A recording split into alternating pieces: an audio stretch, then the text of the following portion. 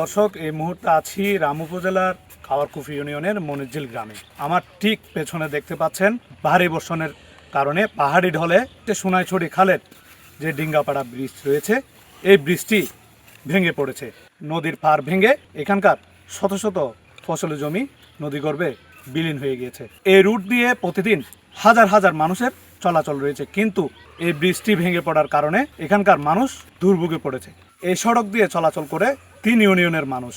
আমাদের এই মনিরঝিল গ্রামের মধ্যম বলকর একটা ব্রিজ, মনিরঝিল 3 ইউনিয়নের মানুষ এখন বিচ্ছিন্ন আর যাতায়াত এখন বন্ধ। গরু সোলাদ মাইয়া পুকুল আছে, এটা রাজুয়া চুরি এজনে ফাঁকরা করে আর এখন বিপদ। যমুনা স্মার্ট রেফ্রিজারেটর, স্মার্ট লাইফে স্মার্ট রেফ্রিজারেটর। বৃষ্টি ভেঙে যাওয়ার পর থেকেই খুব দুর্দশায় পড়েছে স্থানীয়রা। যাতায়াত করতে পারছে না কোনো ধরনের যানবাহন। ব্রিজ ভাঙার কারণে আমরা সোনাছড়ি এবং রামতো সোনাছড়িতে রামও যাতায়াত খুব কষ্ট। এখন আর যাইতে না পারি, 2-3 গাড়ি পাল্টাই নে, তো এই কারণে আর যাইতে কষ্ট হয়ে একখান বারও বেশি যার গাড়ি হলে যাই না পারে, কষ্ট হয়ে বেশি।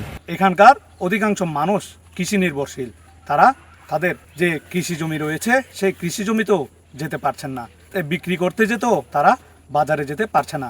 এমত অবস্থায় খুবই দুর্দশায় জীবনযাপন করছে এখানকার স্থানীয়রা। এখন আর আলদল ওই ব্রিজের অভাসে এখন আনতে তুনতে যাইতে বেশি যাতায়াত খারাপ হয়ে গিয়ে জানি বাড়ির আসা যাবা করি না বাড়ির ধান চল কেটে হলাত মাঝেও জানি বাড়ি চাই না বাড়ি ব্রিজ বাঁধানোর কারণে। এই সোনাইছড়ি ব্রিজ বিগত বন্যার মাঝে পানির ডলে নষ্ট হয়ে গেছে। আমরা সারা মনিরঝিলের মানুষ 500 হাজার মানুষ আমরা চলাফেরার জন্য অনেক কষ্ট আছি।